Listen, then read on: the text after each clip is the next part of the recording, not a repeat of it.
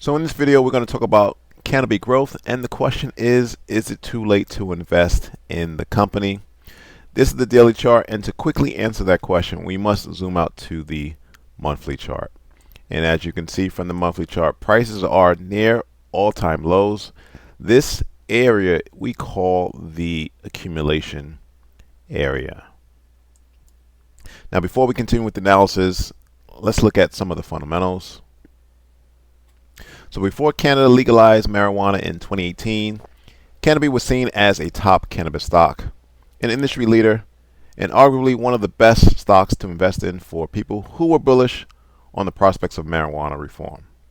Fast forward to today, and I would hesitate to classify the stock as a leading company or a top growth stock to own.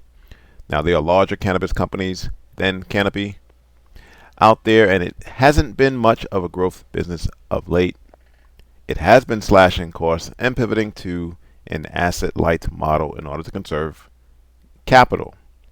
Now, the advantage Canopy has over many pot stocks is the name has become iconic and recognized in the industry, and that's evident because anytime there's talk of U.S. potentially moving on marijuana reform, or there being excitement around the topic, shares of these stocks surge. Now, take for instance news that the U.S. is reportedly considering rescheduling cannabis to a less dangerous substance. That would make it easier to research cannabis and could lower the tax bill for U.S.-based cannabis companies. Now, when there's positive news in the industry, these are often to go-to stocks for investors to pile money into, even when it may not necessarily benefit them directly in any way.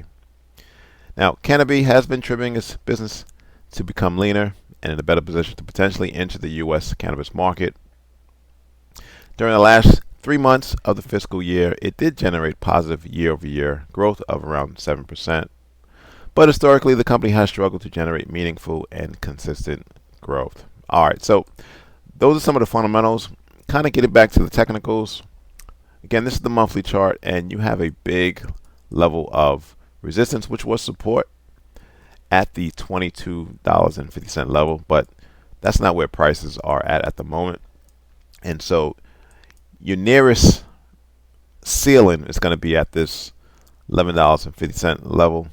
That was a big support level back in 2015, and that kind of set the stage for this huge move higher and higher and higher. Canopy Growth got all the way up to $1,600. That's a far cry from the current levels at $6.85. So is it too late to buy Canopy? No. Let's zoom down to the weekly chart.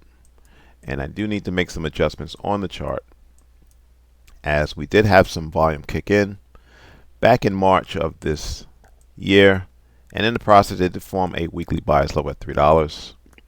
Now, price momentum died, and so we have to make some adjustments on the charts.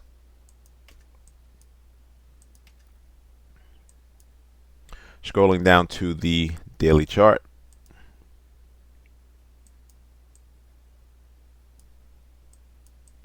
we see we had a extended range green candle on April 30th.